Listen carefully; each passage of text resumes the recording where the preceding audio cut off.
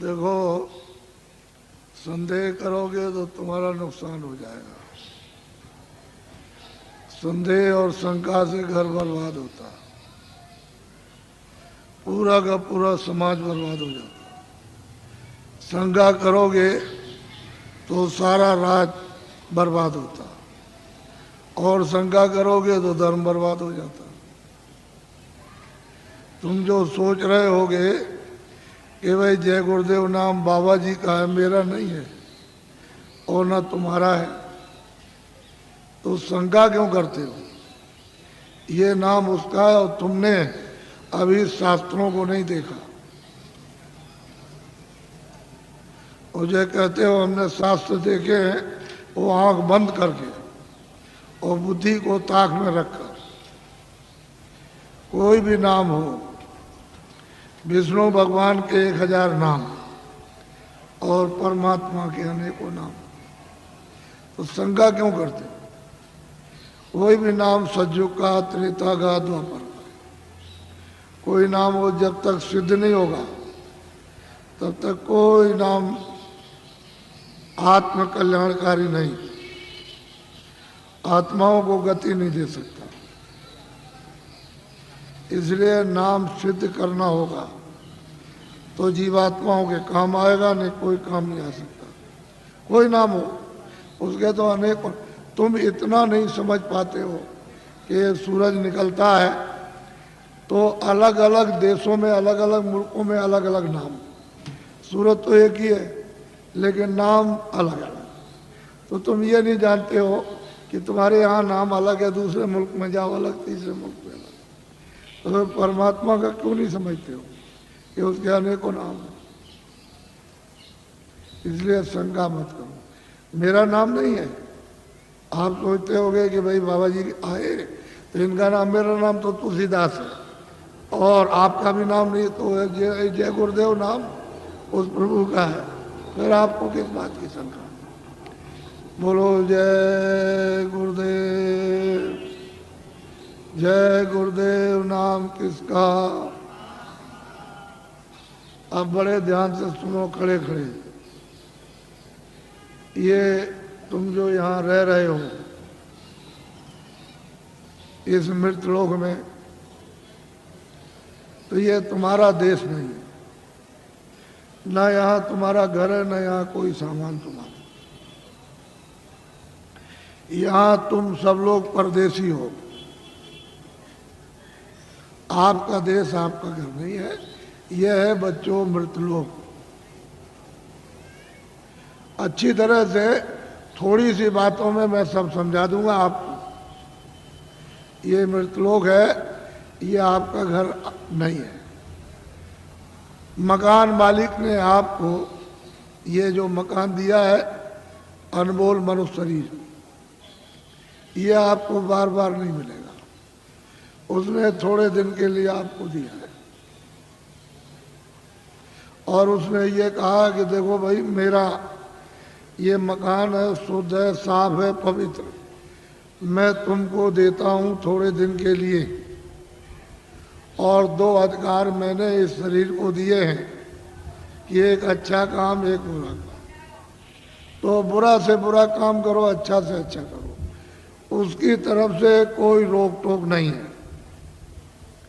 वो जो भी तुम करोगे अच्छे बुरे काम, सब ये कूड़ा कचड़ा जितना भी पाप पुण्य का, ये सब जीवात्मा पर लदेगा, उस जीवात्मा पर रखा जाएगा और उसको कुछ मना नहीं करना।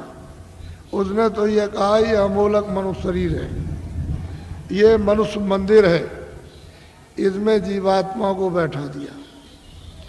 तो मेरे शरीर के द्वारा जो अमोलक है, क्या करना कि अपनी अपनी जीवात्मा को जगा लो और अपने घर में अपने प्रभु के पास पहुंचा दो। क्योंकि ये मनुष्य शरीर अमूलक है। सारे संसार का धन, सोना चांदी हीरे जवाहरात, इसकी कीमत नहीं दे सकते हैं।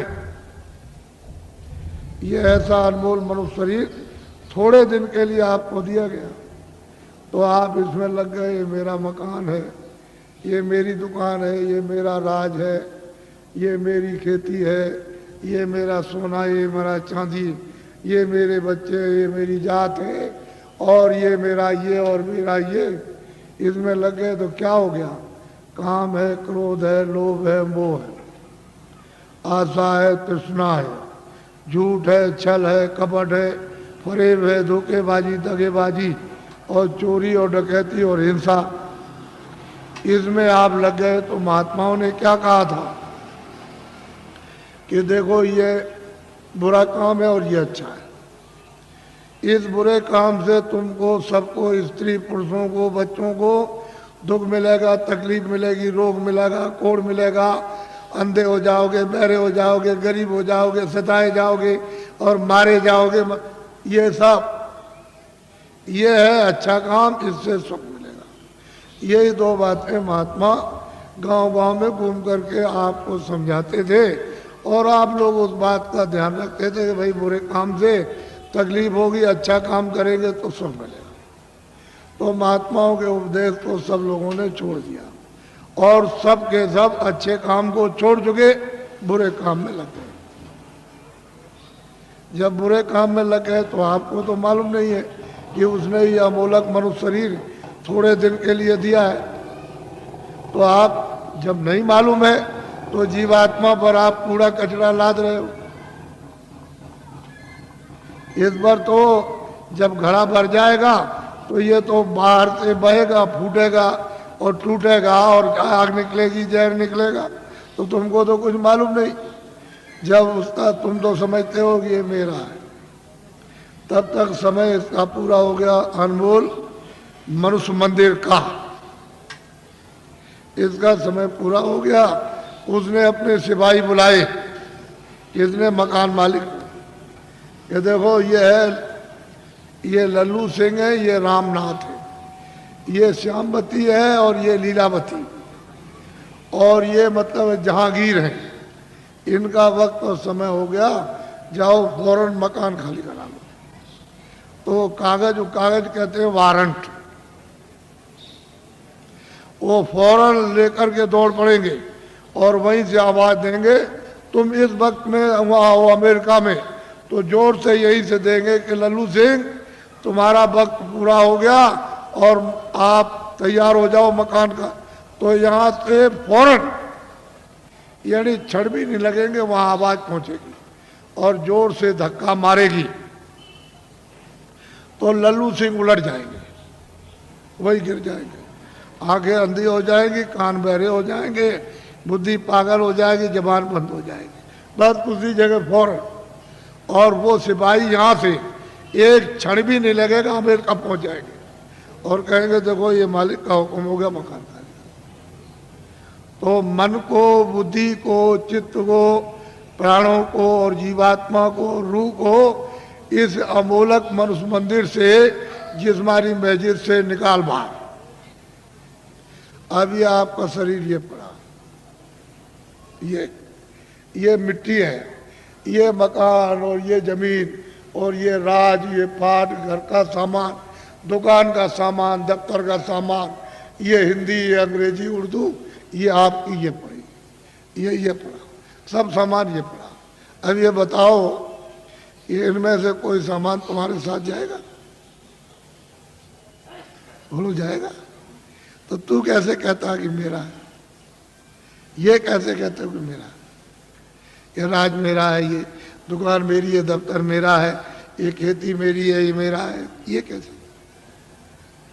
ये तो तेरा ये भी नहीं, तो किराए का मकान है। ये नहीं समझा कि खाली हो गया, ये पड़ा।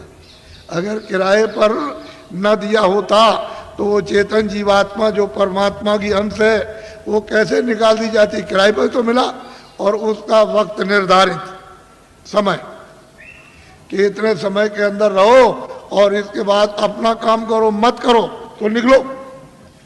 तो तुमने क्या, तुमको लाभ क्या हुआ?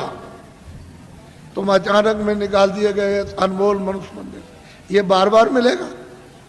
अरे तुम खड़े हो, ये बार बार मिलेगा? कितने युगों के बाद, कितने सतयुग, कितने त्रेता, कितने द्वापर, कितने कलयुग खत्म हो गए और उसका जो पुण्य है वो एक एक बूंद तुम्हारा जमा हुआ मनुष्य शरीर प्राप्त करने का, और कितने युगों के बाद आपको ये मनुष्य शरीर मिला। और आपको कहते हैं ऐसे ही मिल जाएगा, ये कोई तमाशा है? तुम्हारे घर का ये कोई खेल है? कैसे मिल जाएगा? ये अमूलक चीज है, इसको हीरे जवाहरात इसकी कीमत नहीं, लेकिन थोड़े दिन के लिए मिला।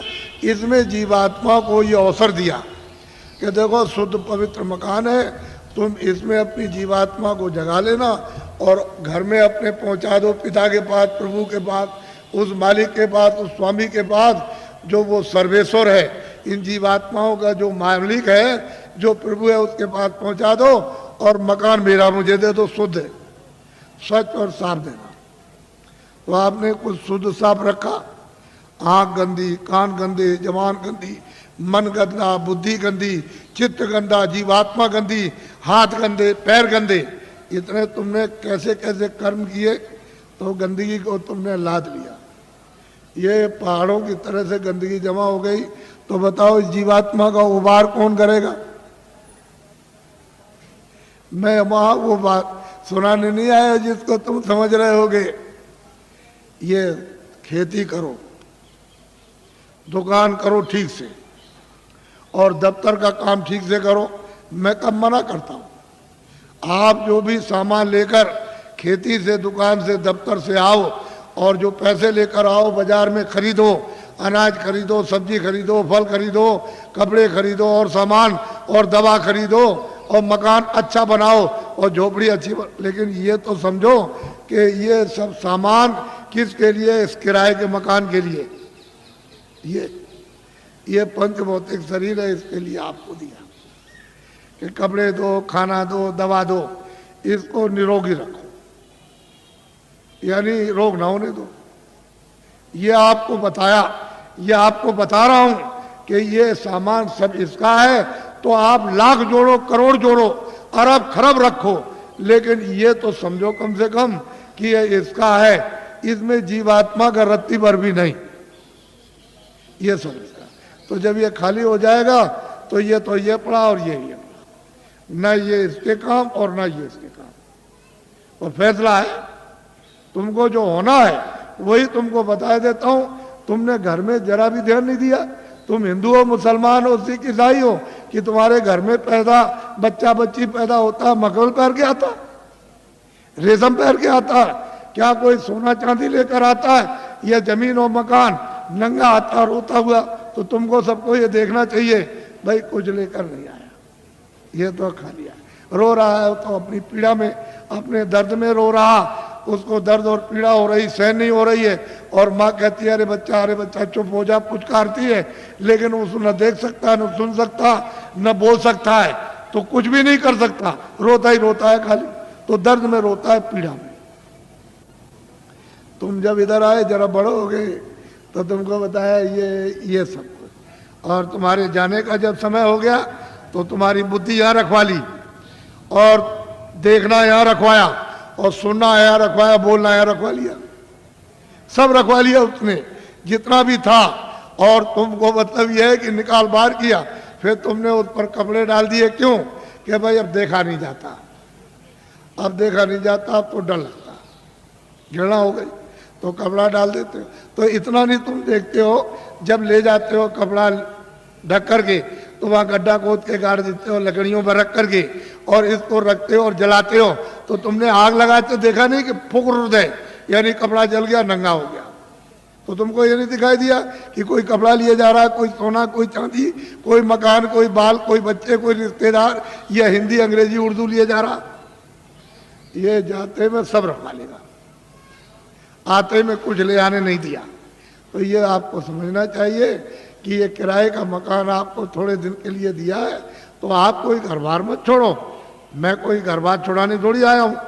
तो खेती करो, दुकान करो, और दफ्तर का काम कैसे करो? ईमानदारी, मेहनत, झूठ नहीं।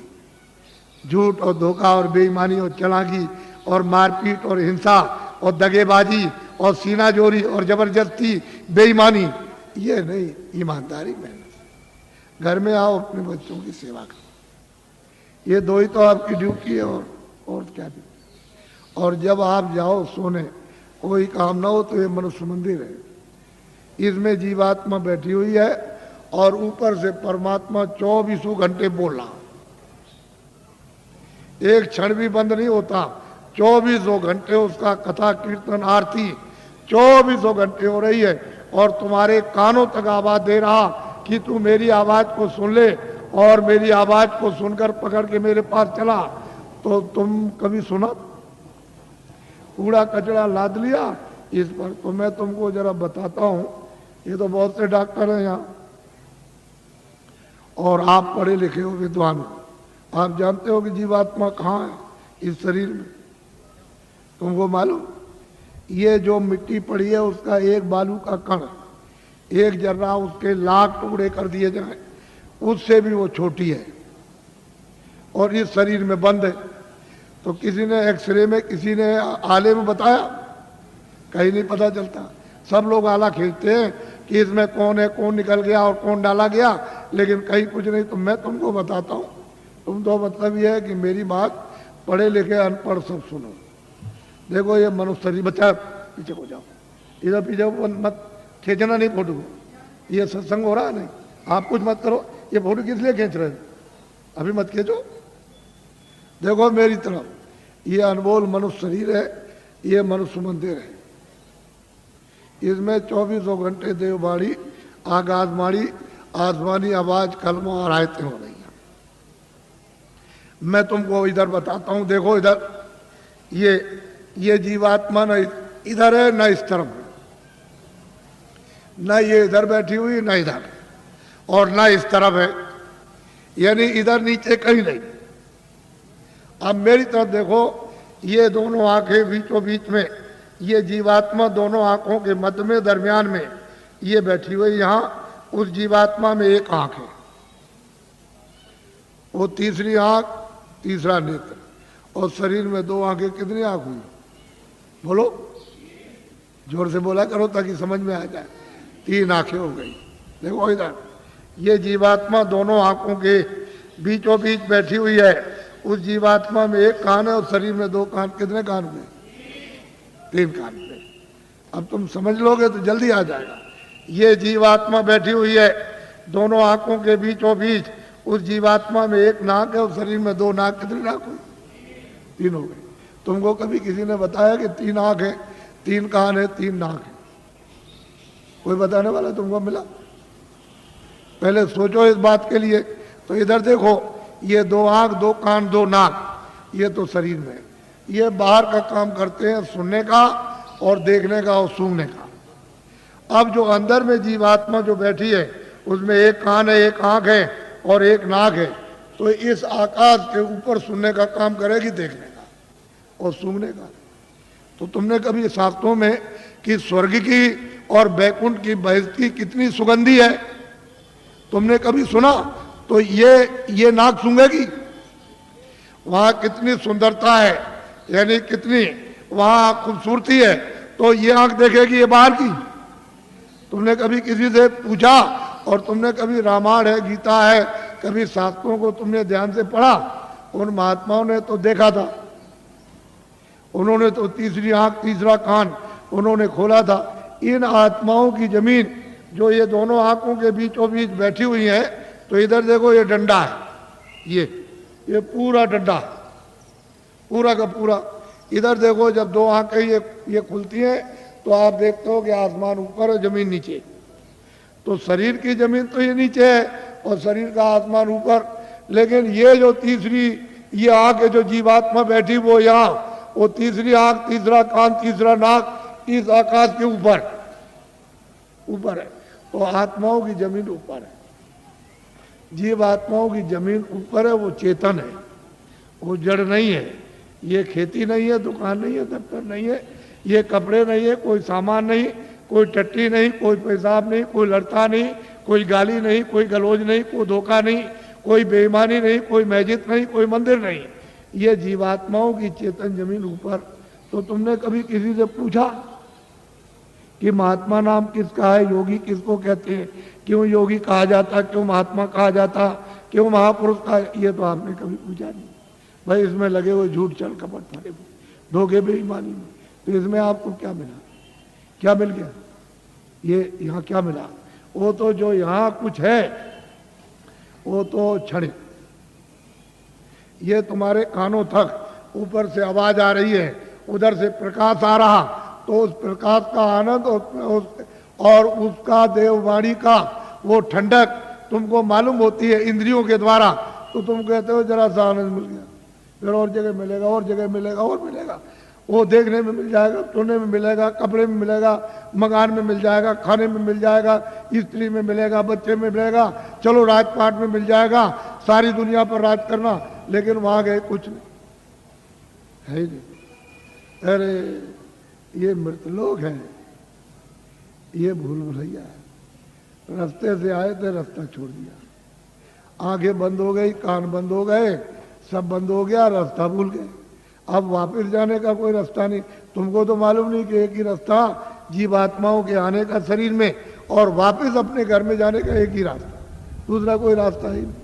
और तुम यहाँ भटक गए, चलो वहाँ चले और वहाँ चले, उधर चले, तो इस अंधेरे में ये सब अंधकार है।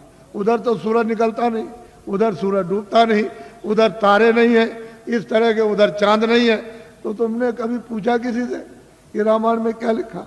रामायण में जो उन्होंने प्राप्त किया वो तो उन्होंने लिखा, गोस्वामी जी ने, तुलसीदास जी ने।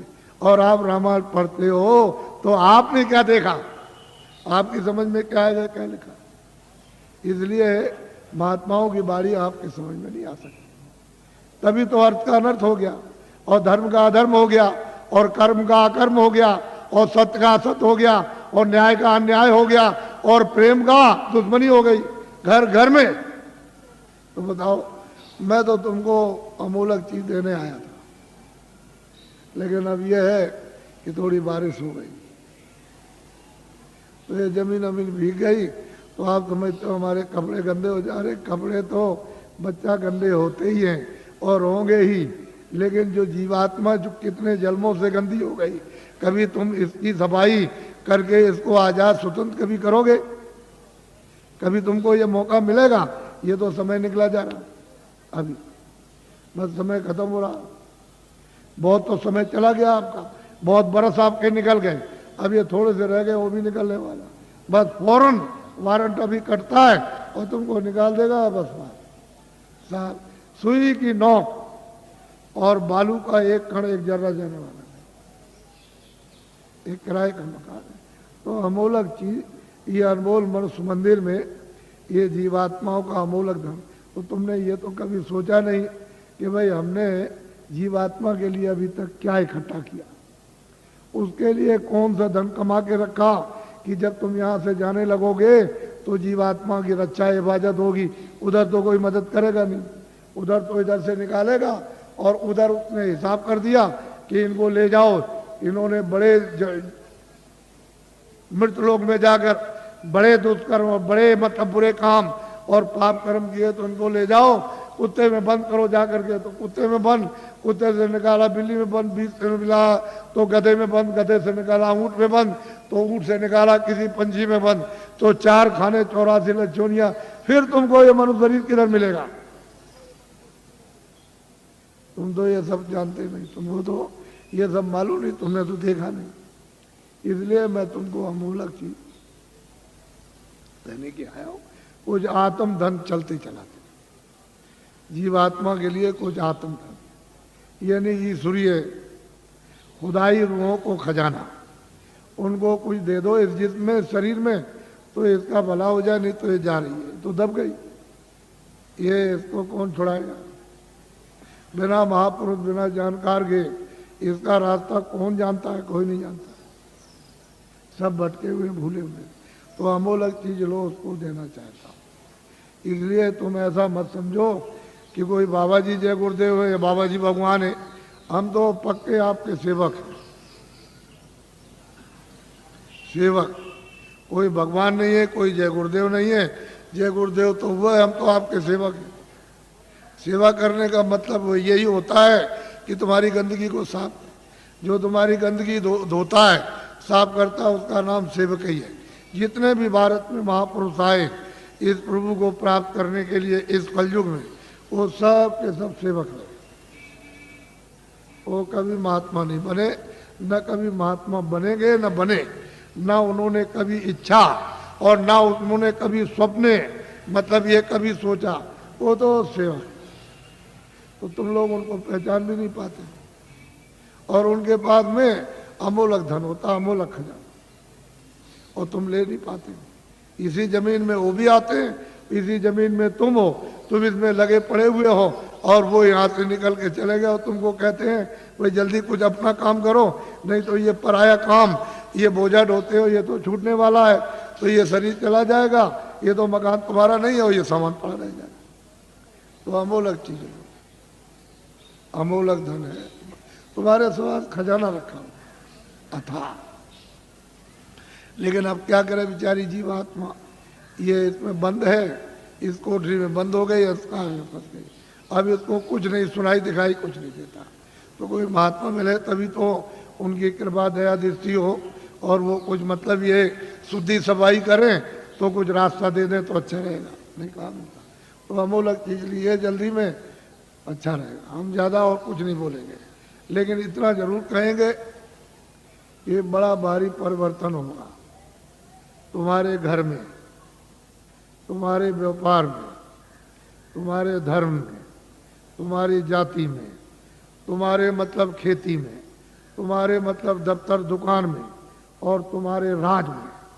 इतना भारी परिवर्तन होगा जो तुमको ख्वाब और सुन में भी पता नहीं है। ऐसा मालूम होता है कि बड़े भारी कष्ट आने वाले, तकलीफ, तुमको तो अभी पता नहीं है।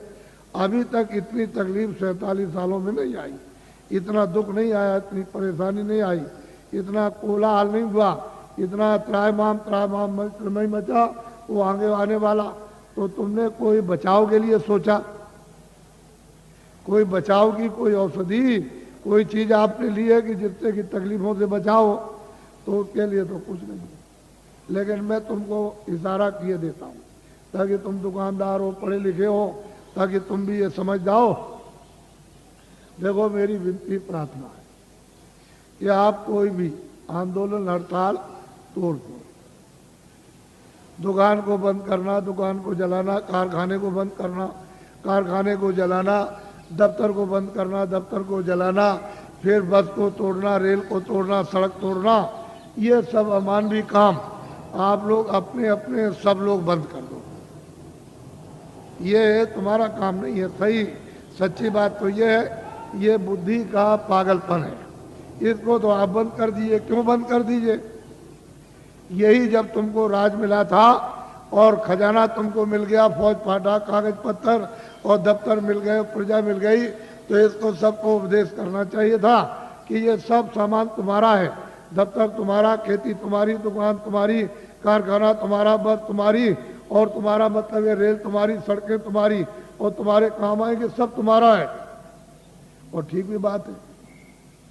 अभी मैं रास्ते में आ रहा था तो रास्ता जाम है, तो सड़क तो आप भाई आपकी है, आप आ रहे हो, आपके काम आएगी। तो मतलब इसका मतलब ये नहीं है कि आप नहीं गए उस सड़क पर तो आपके काम आएगी, आप 2 दिन बाद जाओगे तो सड़क जाम हो जाएगी। तो आपको तो ये जानना चाहिए सब चीजें मेरी है। अब इनको आपने जला दिया, जलवा दिया, जला दिया, तोड़ दिया, फोड़ दिया, दुकान को, दफ्तर को, कारखाने को, इसको उसको, तो ये जो आमदनी का नुकसान हुआ ये किसका हुआ? हे बच्चों, तुमने अपनी आमदनी उसको जला करके खाक कर दी, अब रो रहे हो। तो ये लोग राज कर रहे प्रांतों में और वहाँ सेंटर में, तो देखा इनको कि भाई अब पैसा नहीं रह गया, अब क्या किया जाए? तो ये बाहर भगे, बाहर से ले आए कर्जा मांग करके, हमारा देश गरीब है तो हमको कर्जा दे दो। सब देशों से मांगा है और सब से ले आए। कितना ले आए इसको वो जाने, आप तो जान नहीं सकते हो, लेकिन इतना कर्जा ले आए कि दे नहीं सकते, और उस कर्जे का इतना ब्याज होगा नहीं दे सकते हो। अब कहाँ लगाए कहाँ नहीं लगाए तो आप जानो, लेकिन मैं तो इतना ही कह सकता हूँ। पर ये आपको बताना चाहता हूँ कि वो भी जो कर्जा ले आए तो खत्म, पता नहीं कहाँ चला गया। अब ये लोग भगे कि देश कैसे चलेगा, तो वहाँ सरकारों से मिले हर मुल्क में कि देखो भाई हमारा देश बहुत गरीब है और मतलब यह है कि अपने देश के बड़े बड़े उद्योगपति सेठ साहूकार पैसे वाले हमारे देश में भेजो, हम सुविधा सब प्रकार की देंगे और वो पूंजी का यानी रुपए पैसे का फैलाव कर दे विस्तार। तो लोग वहाँ से चल पड़े। तो मैं 4 साल से बोल रहा हूँ लगातार कि देखो भाई उनके आने का यहाँ मुहूर्त नहीं है। विदेशी उद्योगपतियों का भारत में रुपया पैसा फैलाने का, पूंजी निवेश का यानी मुहूर्त नहीं है, योग नहीं। और ये भी साथ साथ कहता हूँ कि तुम लोग भी विदेश में पूंजी का विस्तार जाके मत करना, क्योंकि तुम्हारा विदेश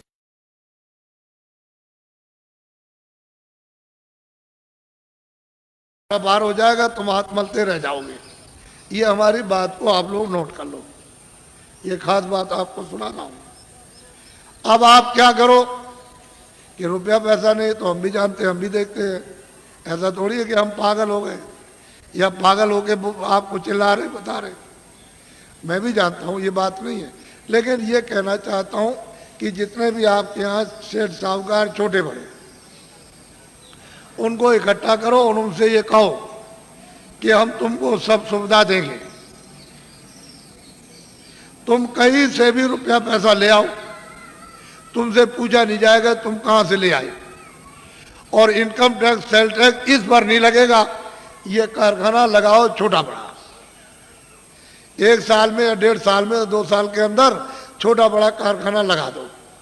और इतना ही काम आप सेठ साहूकारों को करना है कि जितने बच्चे यानी छात्र स्कूल में पढ़ते हैं इनको नौकरी और काम दे दो, बस इतना ही।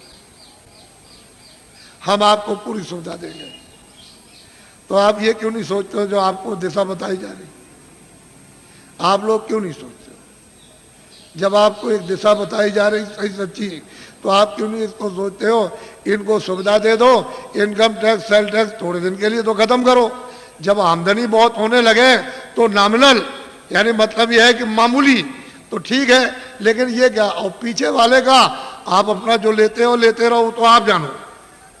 लेकिन ये कहो इनसे कि हम तुमको बैंक से रुपया नहीं देंगे, तुम कहीं से लाओ तुमसे पूछा नहीं जाएगा। एक छोटा सा कानून बना दो 2 लेन का, बस उसमें लिख दो कि भाई आपसे पूछा नहीं जाएगा और इस नए कारखाने पर कोई इनकम टैक्स सेल टैक्स नहीं लगेगा और आप छात्रों को काम नौकरी दो, बस आपको ये करना। लेकिन आपने मेरी बात को 4 साल से ध्यान में किसी ने नहीं दिया और दिन भर दिन तुम्हारी हालत इतनी जैसे कि लकड़ी में घुन लग गया, उससे भी बेहतर हालत होती जा रही। फिर तुम मानते क्यों नहीं हो?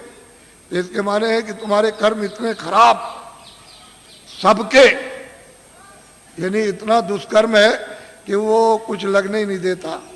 फिर मेरी बात को सुनो ध्यान से। ये अगर बाहर से आ जाएंगे तो तुम्हारे कारखानों का नक्शा बनाएंगे कि तुम बनाते क्या हो अपने कारखाने में, वो सब नक्शा बना करके बाहर ले जाएंगे। फिर वो क्या करेंगे तुमको तो मालूम नहीं है कि वो आएंगे तो कई काम करेंगे कि तुम्हारा सामान बाहर बनाएंगे सुंदर, ये सुंदर कुछ सामान नहीं सुंदर बना देंगे और मजबूत, और जितना तुम्हारा 400 का है वो 100 का रखेंगे। 400 रुपए का बिकता हो 100 ही का बेचेंगे और 300 का बिकता हो 50 का बेचेंगे। वो मुनाफा नहीं लेंगे, बड़े चालाक हैं कि मुनाफा नहीं लेंगे। और बाजार में वहाँ से सामान ला के उतार देंगे आपकी मंडी में। तो ये जब सामान जब ये देखेंगे लोग कहेंगे भाई बड़ा सुंदर है और बड़ा मजबूत और बहुत सस्ता है, ये सामान तो ये यहाँ का दुकानों पर रखा है देसी बाजारों का, ये तो बहुत महंगा है, तो कोई लेगा नहीं। जमा करना एक बात तो ये। और वो क्या करेंगे, बड़े बड़े बोर्ड बना दिए 3-3 लाख 2-2 लाख और 5-5 लाख के कलकत्ते और दिल्ली और बंबई में उन्होंने लगा दिया कि ये मेरा विदेशी कंपनी का नाम, और उसके उन्होंने शेयर निकाल दिए। तो आपने शेयर खरीदना शुरू कर दिया और शेयर खरीदने लगे। वो तो शेयर बेच करके दलालों को दे दिया और वो रुपया ले गए देसी बॉर्डर पर, वहाँ डॉलर ले लिया और चले गए अपने देश में। वहाँ से कहते हैं कि भारत अभी अस्थिर है, अभी हम पुनः फिर से विचार करेंगे। एक बात तो ये हो गई। और यहाँ उन्हीं शहरों को एक ईंट नहीं रखी है और सुई की नोक नहीं बनी यहाँ भारत में, और कंपनी का नाम और शेयर बिक रहे और दलाल बराबर निरंतर बेच रहे।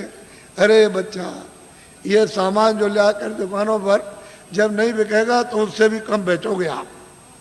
जब ये नहीं बिकेगा और उन कारखानों का सामान उठा करके तुम अपनी दुकानों पर नहीं ले आओगे तो वो क्या करेंगे कारखाने वाले? वो तो अपने आप बंद हो जाएंगे, बिना हमारे मर गए। कोई हड़ताल नहीं, कोई ये नहीं, कोई तोड़फोड़ नहीं, वो ऐसे ही बंद हो गए। तो जितने भी वहां मजदूर और वहां पर जितने भी क्लर्क और वहां मैनेजर काम करते हैं, सब जब बंद हो जाएंगे तो घर बैठ जाएंगे। तो आखिर उनके बच्चे पढ़ते हैं स्कूल में तो काम, जब सब कारखाने बंद हो जाएंगे तो नौकरी कम। इन छात्रों को किधर से मिलेगा? कभी आपने सबने बैठ कर के इस पर गहराई से सोचा?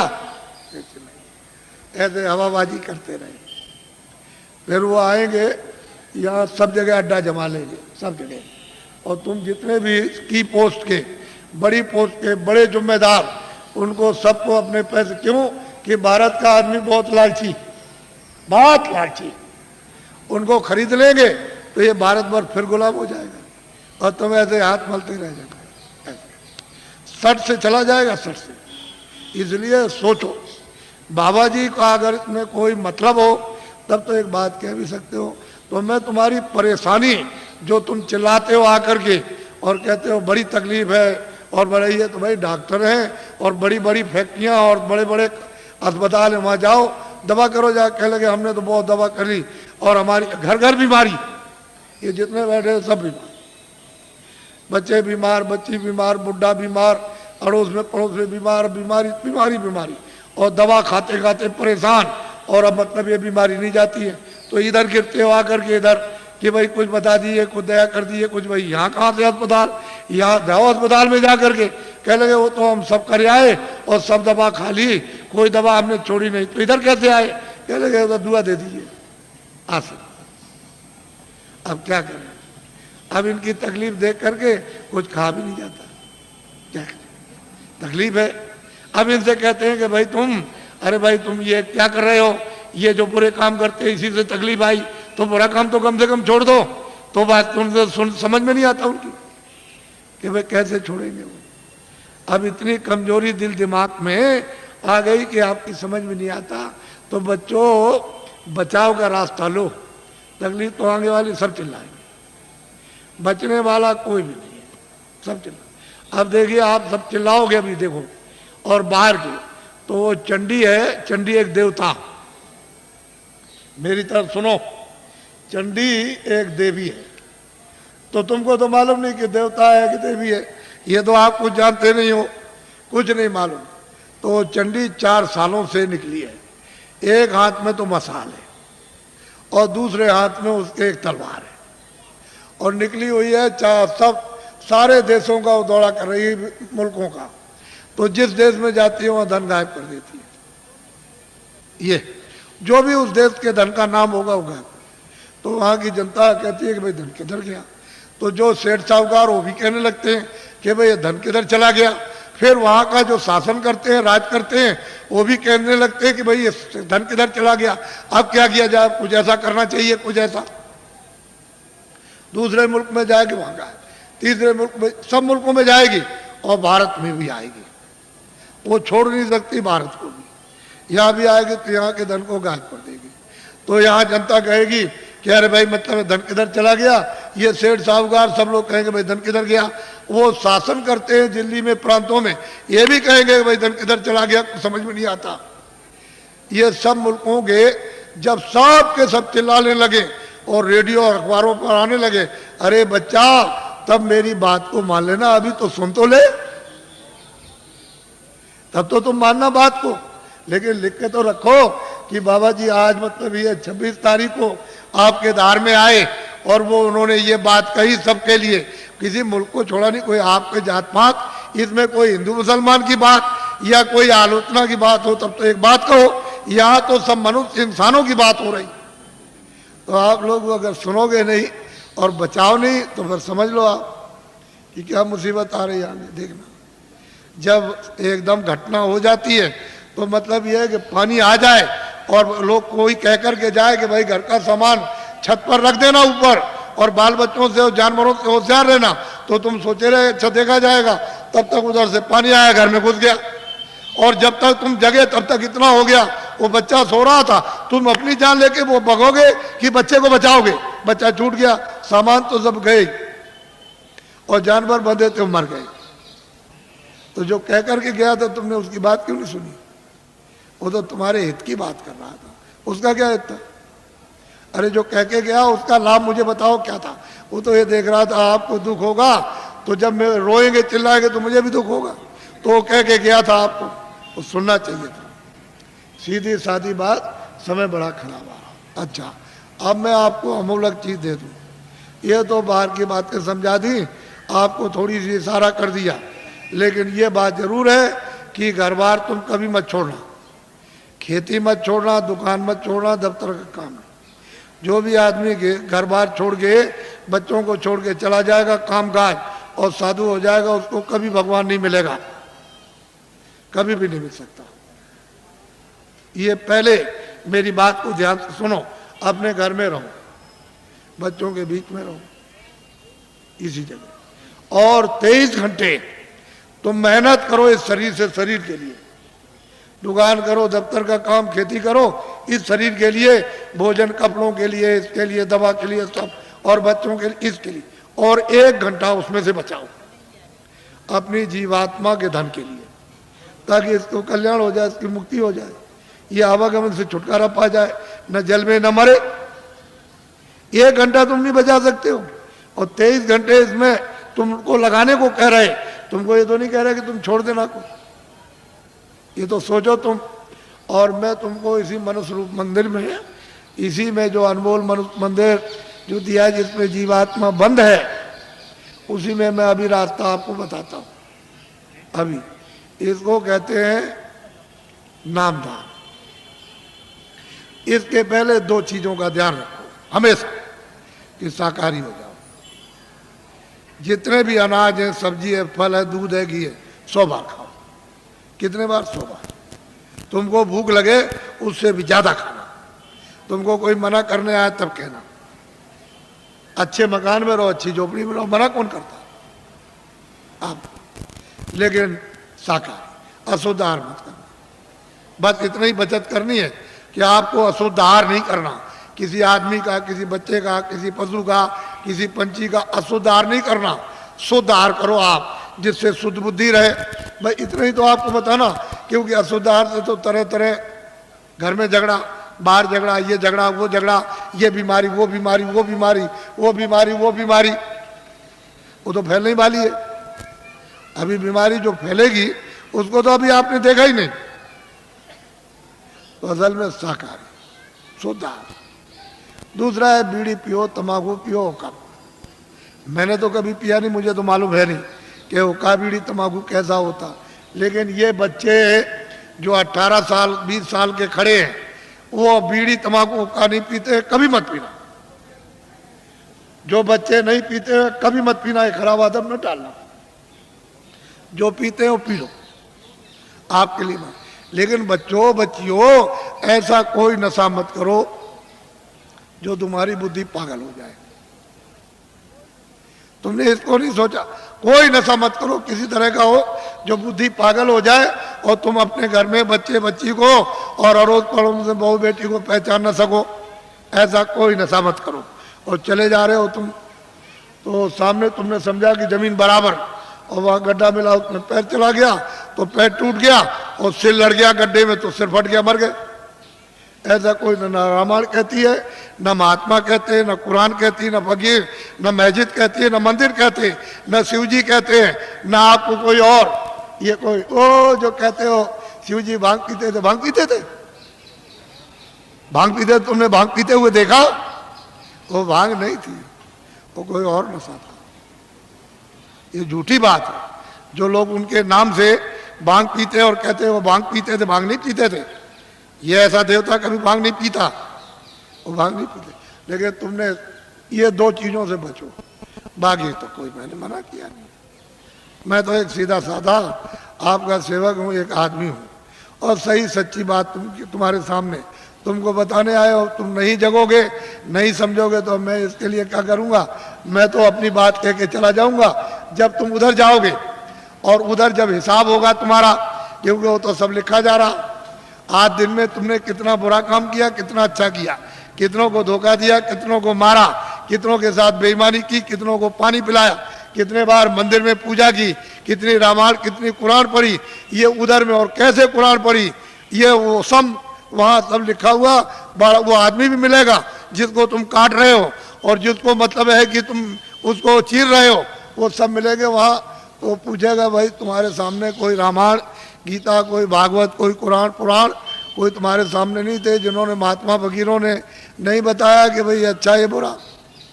तो मोहम्मद साहब से पूछा जाएगा कि भाई मतलब ये है कि तुम गए थे ज़मीन पर और तुमने मतलब ये नहीं बताया कि बुरा काम बद काम है। कह लगे मैंने तो इनसे सबसे कहा था कि ये बद काम है, ये नेक काम, इस बुरे काम को मत करना, अच्छे करना, लेकिन इन्होंने मेरी बात नहीं मानी। तो फिर वो भेजेगा सीधा, वहाँ हिसाब करता है, वो हिसाब करता है। तुमको दोजख और नरक मालूम नहीं है, वहाँ बड़े बड़े बादशाह पिट रहे वहाँ और जलाए जा रहे, कितने करोड़ों वर्षों तक जलाए जाएंगे और लाखों मीलों तक आवाज आती है और कोई सुनने वाला नहीं, कहीं ना उनका धन दौलत जाता, न तलवार जाती उनकी। ये झूठा, तुम इसके लिए हम मर गए और चले गए हमेशा। तो इसलिए तुम लोग इस पर विचार करो। तपस्या करने से यानी माया लुभाती है कि तुम ये ले लो धन, ये राज ले लो, तो अगर तुम लुभा गए तो राज मिल गया और राज का जब भोगा तो सीधा नरक को गए। जब ये कहोगे हमको राज नहीं चाहिए, धन दौलत नहीं, तो भगवान मिलता इसी शरीर में मरने के पहले। मीरा ने मरने के पहले प्रभु को प्राप्त किया, आपको क्या मालूम कैसे पाया? तुलसीदास जी ने पहले ही वो 25 ही साल के अंदर प्रभु को प्राप्त कर लिया, आपको क्या मालूम कैसे पाया? आप क्या जानो? इसलिए आप अमोलक धन लो इस मनुष्य मंदिर में आत्माओं का। ये नामदान है, ये उस तरह की दीक्षा नहीं है या मंत्र वैसा नहीं है, ये आत्म धन का दान है, ये ईश्वरी धन का दान है। जो उसकी कृपा होती है तब कभी कभी महात्माओं को आदेश मिलता है कि इन आत्माओं को बांट दो जो मानव शरीर में है, तो कभी कभी मिलता है मुफ्त में। ये पैसे से नहीं मिलेगा, तुम ये सब रख दो जा करके पूरा धार का, तो ये चीज़ मिलने वाली नहीं है। ये कभी दिमाग से निकाल देना, ये दौलत पैसे से नहीं मिलती, ये तो मुफ्त बख्शीश में यानी प्रसन्नता से मिलती है। तो तुम्हारे पास कुछ है, तुमने किसी से प्रेम किया? वो कहते हैं कि प्रेम से प्रकट होए भगवान। किसी से किया प्रेम? किसी से नहीं किया। उसी शिव के सामने चोरी करते हो, धोखा देते हो, विष्णु के सामने राम के मंदिर में जाते हो, दूसरों का गला काटते हो। अगर एक भी देवता खड़े होकर के कह दे कि आज से ये बेईमानी मत करना, ये दगेबाजी, तो कहोगे मैं ऐसे देवता को अब नहीं मानता। जो सबके सामने हमारी बुराई कहते हम नहीं मानते ऐसे, फिर कभी नहीं आप जाओगे। अगर देवता बोल दे, अब उनको कुछ कहना नहीं, आपने समझ लिया, हाँ उन्होंने सुन लिया होगा और आपने समझ लिया उन्होंने कुछ नहीं देखा, वो अंधे, अब हम जो चाहेंगे सो करेंगे, अब चलो हो आए वहाँ। ये हालत तो हमारा है। अब बताओ तुमने प्रेम किससे किया? किससे प्रेम? वो तो कहते हैं प्रेम से मालिक मिलता है, आपने कैसे प्रेम? इसलिए आप सीधा, बहुत सरल है, बहुत सीधा है। कलयुग ने अधिकार आपको दे दिया स्त्री पुरुषों को कि सभी लोग उस परमात्मा को प्राप्त कर सकते हैं, किसी के लिए कोई बंधन नहीं, और सुलभ और सहज और आसान। लेकिन तुम योग तो आप कर नहीं सकते हो, सतयुग और त्रेता और द्वापर का कोई भी क्रिया आप नहीं कर सकते हो। और उन्होंने मना कर दिया गोस्वामी जी महाराज ने कि कलयुग जोग न यज्ञ न ज्ञाना, कहते कलयुग में कोई जोग मत करना, न यज्ञ करना और न आपको ज्ञान होगा। कलयुग में तो कहते हैं कि नाम आधारा, और नाम कौन सा वो मैं बताऊंगा आपको, अभी आपको बताता हूँ। तो आप लोग, आप सब खड़े रहना, बैठना कोई नहीं, खड़े खड़े बताऊंगा आपको और खड़े खड़े करवाऊंगा, घबराइए नहीं। जो जो भगवान का नाम बोलूं सब लोग एक साथ एक आवाज में बोलना, और सब लोग बोलेंगे जो बैठे खड़े, शुद्ध बोलना, शुद्ध, अशुद्ध मत बोलना, शुद्ध बोलना। जो जो नाम मैं बोलता जाऊं आप बोलते जाना, जब मैं अंत में चुप हो जाऊंगा तो आप लोग चुप हो जाना। अशुद्ध मत बोलना, शुद्ध कर लेना। मान लो अशुद्ध बोल दो तो फिर शुद्ध कर लेना दोबारा। इसलिए जो जो नाम बोलते जाना, जब मैं चुप हो जाऊंगा तो आप चुप हो जाना। बोलो जय गुरुदेव। लेकिन थोड़ा सत्संग मिलना चाहिए। तो जरा ठहर जाओ, अभी मथुरा में एक बड़ा कार्यक्रम होने जा रहा, यही दिसंबर में, यानी कार्तिक के बाद जो अगन लगेगा, तो 15 दिसंबर से 21 दिसंबर तक 7 दिन का एक कार्यक्रम होने जा रहा।